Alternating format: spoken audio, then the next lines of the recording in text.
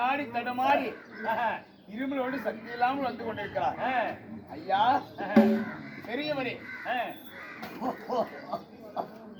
முடிஞ்சிருமா? ஆளக்கூடிய வரங்களுக்கு சிவபெருமானை தேடி வந்திருக்கிறேன். தேடி சிவபெருமானிடத்திலே வரமாக வந்திருக்கிறேன். நாச்சமாக கல்பனை படுத்துறா.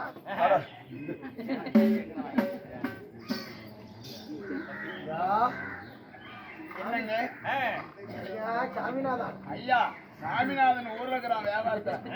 ஐயா என்ன இந்த கிழவன் பேசுறதை பார்த்தா கிண்டல் காரணாட்டங்குதே. சாமிநாதா, இந்த சாமி உனக்கு இப்படியே விட்டுலாமா? இப்படியே குமிஞ்சிட்டே இருக்குது. என்ன உன்னை கோரி கடுமையாக யாகம் செய்து என்னை கோரி தவம் புரிகிறீர், கடுமையான யாகத்தில் அமர்ந்திருக்கிறீர். எனக்கே வயதாய் விட்டது. எனக்கு 27 பிள்ளைகள். சாதம் சாப்பிடறதுக்கு உண்வதற்கு உணவில்லை. ஊரில் இருக்க நாட்டு மக்கள் எல்லாம் என்னை அடிக்கிறார்கள், ஒதுக்கிறார்கள். சாப்பாடு என்று கேட்டால் என்னை வெட்டி ஒதுக்கிறார்கள். எனக்கு வாழ வழி இல்லை. எனக்கு வரம் கொடுத்தால் போதும் சாமி. என்ன வரும்? அழகாது அழகாது. என்ன வரும்? ஒரு சிட்டுமாடு உனக்கு என்ன வர வேண்டும்? எனக்கு வரம் சாகாத வரம், வேகாத உடல், குறைவில்லாத செல்வம். எந்த ஒரு ஆண்கள் கையிலும் அறிவில்லாத வரத்தை கொடுத்தா போயிட்டாங்க. பழுத்த கிழவன் என்று பாராமல் கொடுத்தா விட்டு போதும். எல்லா ஆண்களும் என்னை அடிக்கிறார்கள், தூசித்து பேசுகிறார்கள், ஒதுக்கிறார்கள். எத்தனை நாளைக்கு ஆண்கள் கிட்ட அடி வாங்கி சாகுறீங்க? அதே கல்லு நிமிரா கட்டி சாப்பிட போட்டு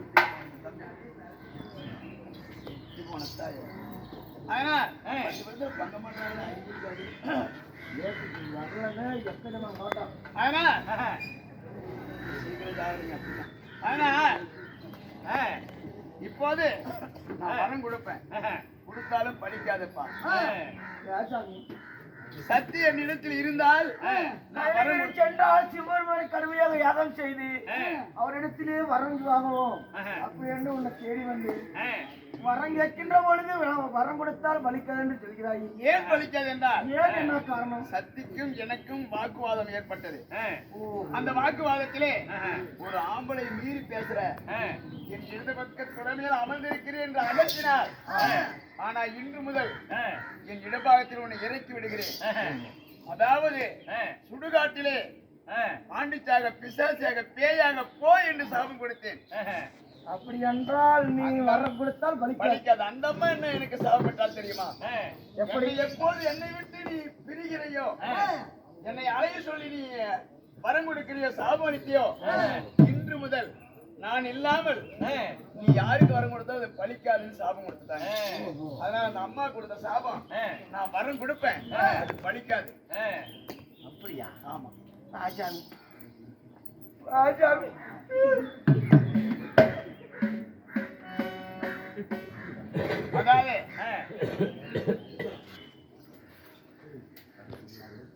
அதாவது காளியா கோயில் பூசாரி அவர்கள், காளியா கோயில் பூசாரி வெள்ளையன் அவர்கள் தன் உடன் பிறந்த சகோதரி ஆகிய கந்தன் வாத்தியார் மனைவி ராமாயம்மா மேல அதாவது காளியா கோயில் பூசாரி கொடுத்திருக்கிறார். 60 மாசம் வாதக்கூடாது.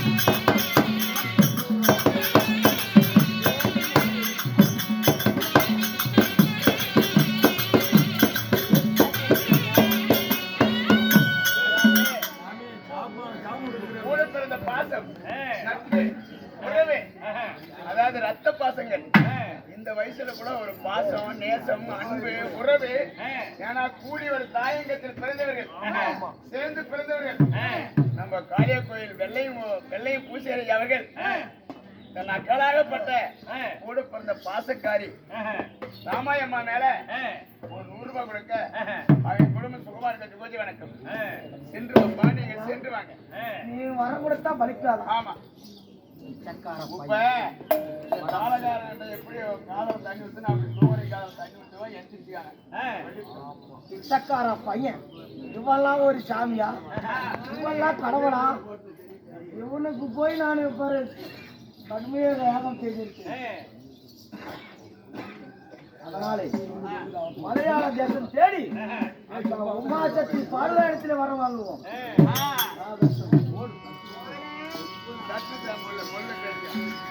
அந்த மலையாள தேசம் தேடி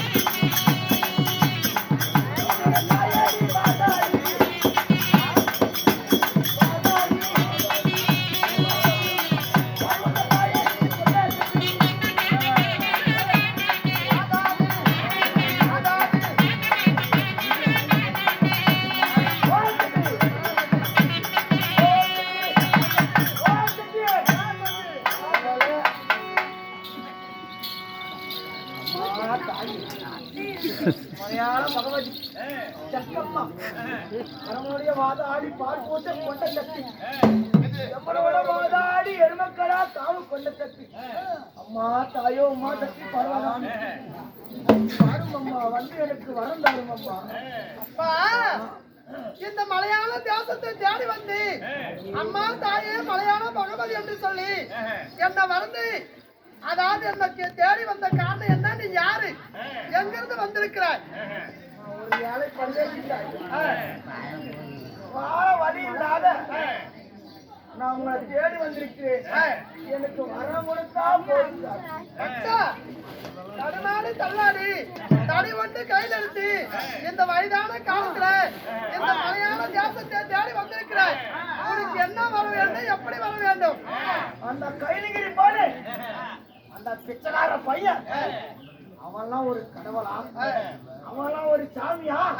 அவன்லாம் ஒரு தெய்வமா? கடவுள்கிட்ட போய் வரம் கேட்டேன். நான் வரம் கொடுத்தா உனக்கு பலிக்காது தம்பிடி. நான் போய் வேண்டாம். அதாவது அவன் போன போட்டும் கடவுள்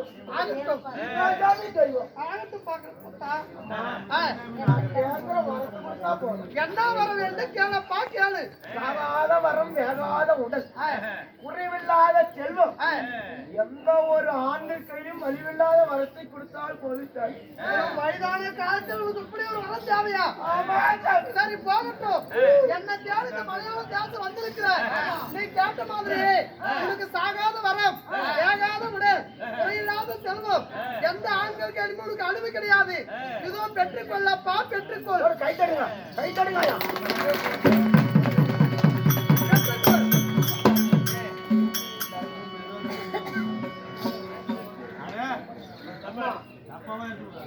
அது மட்டும் இல்ல, உன் கையில இருக்கும் பண்டார பெட்டி. என் கையில 3 பருக்கு இருக்குது. அதாவது பண்டார பெட்டி, சுக்கு மாந்தாடி, வீரச்சாட்டை. அந்த பண்டார பெட்டி, சுக்குமா தடி, அந்த வீரச்சாட்டை, இது 3 விட்டு கொடுத்தா போதும். 3 உனக்கு வேண்டுமா? இது எதற்கப்பா? எதற்கு இது வேணுமா? எதற்கப்பா? இதெல்லாம் உனக்கு கொடுக்க கூடாது. இதுல தேவ ரகசியம் இருக்கிறது. 3 கொடுத்தா விட்டு போதும். சரி, ஆகட்டும். இதோ பண்டார பெட்டி, பெற்றுக்கொள்.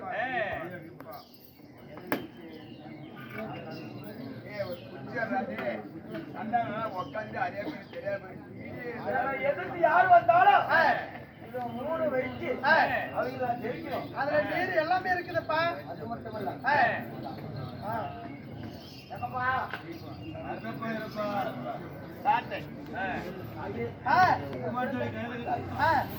மகனே, இதோ பண்டார பெட்டி பெற்றுக்கொண்டார். இதோ இது சுக்குமாந்தாடி. வானா வரும், வானா போகும், உக்காருனா உக்காரும், சுத்துனா சுத்தும், ஆடுனா ஆடும். இதுதான் சுக்குமாந்தாடி. இத வைத்தா உலகத்தையே ஆட்டி படைக்கலாம். ஆமா, சரி. என்னப்பா? அந்த வீரச்சாட்டை இதுதான் வீரச்சாட்டை. இதோ பெற்றுக்கொள். இப்பொழுது நீ கேட்ட பொருட்களை வந்து கொடுத்து விட்டேன், கேட்ட வரமும் கொடுத்து விட்டேன். இப்பொழுது நீ வந்ததுக்கு ரொம்ப தேங்க்யூ. போயிட்டு வா.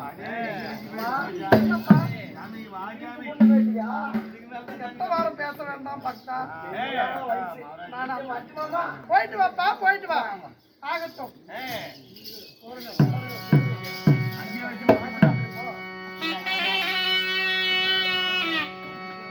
அந்த உமாசக்தி பார்வை இடத்திலே பண்டார பெட்டி, சுக்குமாந்தடி, வீரச்சாட்டை, நான் அழிவில்லாத எந்த ஒரு ஆண்டுக்கும் அழிவில்லாத வரத்துல இருக்கிறேன்.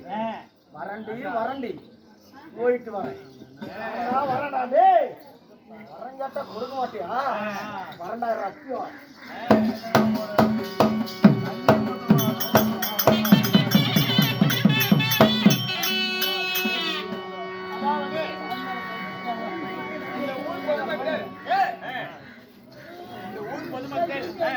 இன்னும் அன்னை கிராமத்தில் இருக்கும் பொதுமக்கள் நோய் நொடி இல்லாமல் சிறப்பாக வாழ்ந்திட, வளர்ந்திட, வளர்ந்திட இந்த அம்மனாகிய காளியம்மன் மீதும் இந்த மாரியம்மன் மீதும் துரும்பலுங்க துரும்பல்